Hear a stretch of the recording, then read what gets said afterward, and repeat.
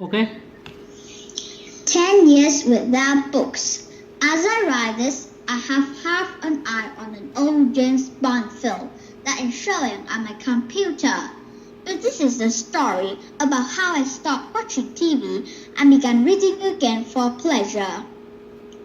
After 10 years in which I hardly turned a page, I suppose I was an avid reader of literature between the age of 9 and 14. I have enough time to read White Fang, Robinson Crusoe, and Bilbo Baggins, and Jeeves. Of course, there was room in the schoolboy imagination for some real historical figures. Scott of the Antarctic, all of the Vikings, and Benjamin Franklin were good friends of mine. Then, in adolescence, I began a long search for strange and radical ideas. I wanted to challenge my elder and betters and set up my peers with amazing point of view. Of course, their only place to look was in books. I hunted out the longest title, and the author was the funniest name. I scoured the library for completely unread books. Then I found one which became my Bible for the whole of 1982. It had a title composed of 11 long words, and an author whose name I didn't know how to pronounce. It was real thick and looked dead serious.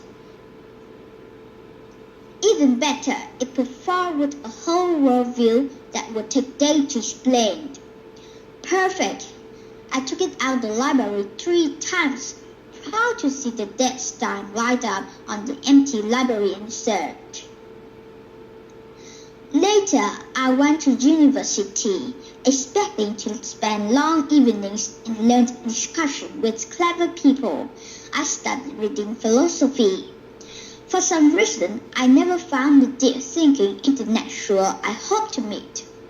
Anyway, I was ready to impress with my profound knowledge of post-structuralism, existentialism, and situationism.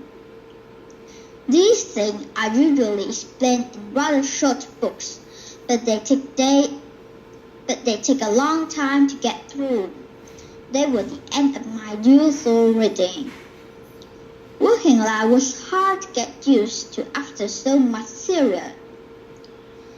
It was the end of my book for me.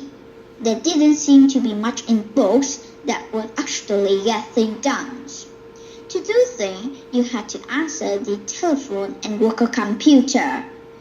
You had to travel about and speak to people who weren't at all interested in philosophy. I didn't stop reading. You can't avoid that. I read that all day.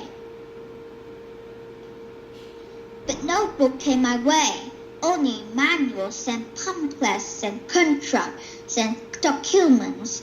Maybe most people satisfy their need for story and idea with TV, and to tell the truth, it was all I needed for 10 years. In those days, I only had a book on the go for the duration of aeroplane flights. At first, I would come home and watch TV over dinner. Then I moved the TV so I could watch it from bed. I even reached up the street so I could turn it off without getting out of bed. Then, one fateful day, my TV broke and my landlady took it away. My new TV is an extra circuit board inside my computer. It's on the desk and in front of the working chair, and I can't see it from bed.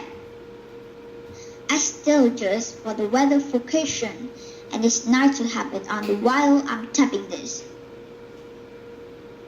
But what to do last thing at night? Well, have another go with books. Now I just like books. I have a pile of nice ones by my bed, and I'm reading about 6 simultaneously.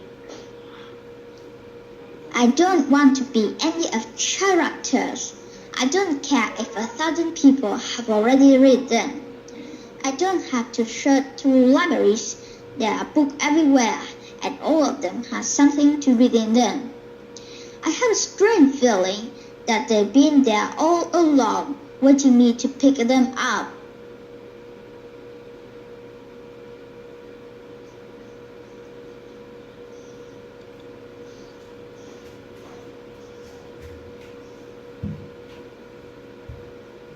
Do you finish? Yes, I'm finished.